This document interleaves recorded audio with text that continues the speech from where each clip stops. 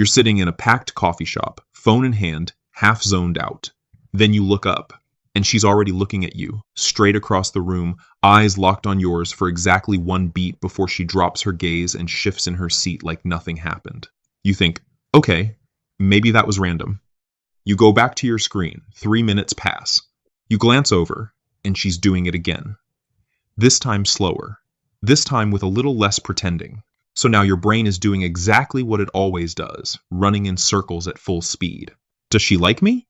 Or am I just losing my mind? Why does she keep making eye contact from across the room but never actually walks over to say hi? And this is where 90% of us misfire. It's not a lack of confidence. It's just that we're misreading the entire matrix of that moment. I used to do the exact same thing. Because what you're seeing on the surface, that's only a fraction of what's going on underneath. That eye contact isn't a green light. It isn't a red light either. It's a signal, and like all signals, it only makes sense once you understand the system behind it. Before you push back your chair and walk over there, you need to understand one cold, hard truth about how your own brain is already setting a trap for you. Look, I get it.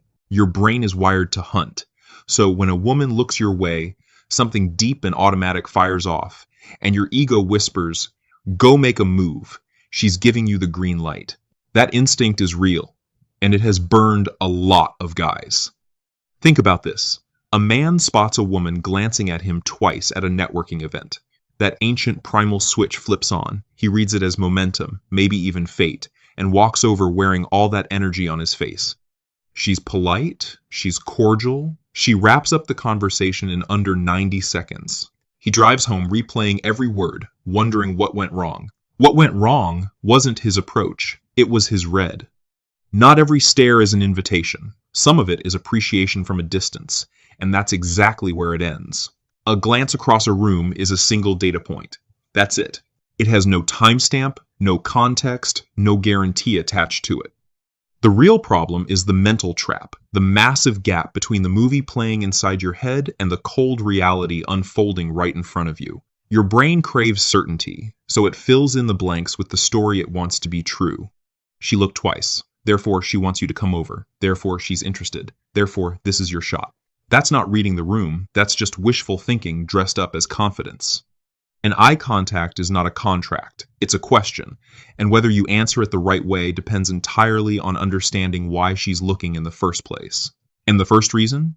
It has nothing to do with attraction. It's actually a test, and she's already running it on you without saying a single word. She's not flirting yet. She's watching. You're standing at the bar, drink in hand, and you feel it, that specific weight of someone's eyes on you. You glance over. She's looking straight at you. No apology, no smile yet. Just watching. And the moment you realize it, your body gives you away. Eyes go wide. You look down at your glass. You start adjusting your collar like that's going to help anything. That reaction? That's exactly what she was waiting to see. This is mate selection behavior, one of the oldest instincts in the psychology of attraction. She's not sizing you up because she wants you to buy her a drink. She's running a pressure test. Do you hold her gaze with a calm, settled energy? Or do you flinch, look away, and start fidgeting like a man who just got caught? Most guys read the stare as a cue to perform. The grounded move is to just stay still. Hold the eye contact for a beat. Let a slow, easy smile do the work. Then go back to whatever you were doing. That 3-second window of composed stillness communicates more than any scripted opening line ever could. Now here's where it gets more layered. Picture a woman out with her close friends at a lounge. She spots a guy across the room, exactly her type. She looks over. She smiles. Just barely. Just enough. Then she turns back to her table and keeps talking like nothing happened. She never walks over. She never waves. She doesn't send a friend over with some transparent excuse. And a lot of guys see that and think, if she really liked me, she would have at least come over. Since she didn't, she's either playing games or she's just not that into me. That's the wrong read entirely. What's actually running through her head is something closer to, does he even notice me? Would it be super weird if I walked up first? What if he has a girlfriend and I just embarrass myself in front of everyone? This is traditional gender role expectations doing its quiet work. She wants the connection. But she's anchored by the social risk of initiating in front of a crowd. Eye contact, for her, is a low-stakes way to test the waters, close enough to signal interest, safe enough to deny it if nothing happens. She's not playing you, she's protecting herself. Now there's a third pattern, and this one is the most important one to recognize early, because it can waste months of your time if you misread it. You work in a shared office space. The woman in the next room makes eye contact every single time she walks past, holds it a beat too long, smiles like she means something by it. Week after week, same routine. Then you message her on the internal system, something casual, easy. She replies 3 hours later with a dry, single-word text. You traded your focus for her boredom, and she didn't spend a single ounce of social currency to get it. She doesn't want you to make a move. She wants the attention, the little back and forth, the quiet thrill of knowing she caught your eye, while staying completely safe inside her comfort zone.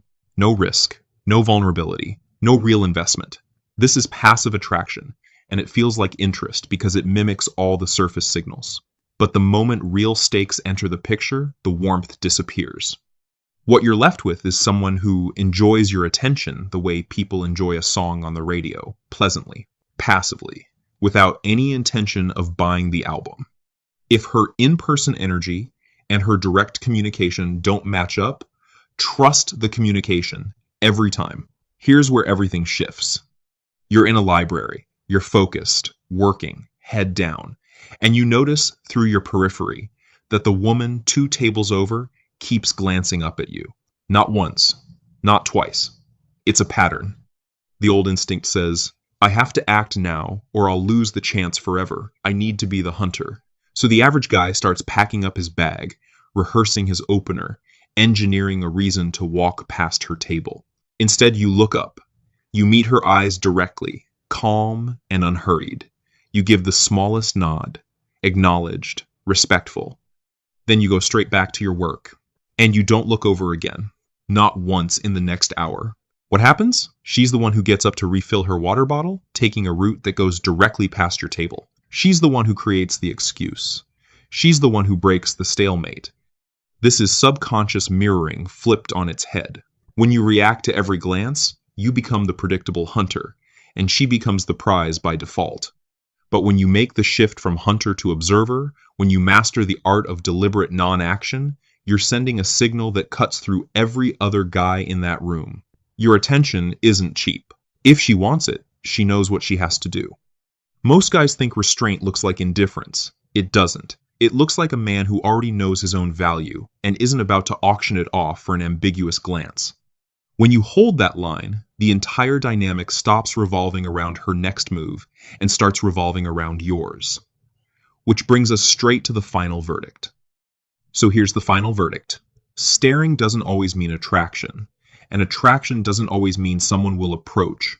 What she does with her eyes tells you she's aware of you. What she does with her feet tells you everything else.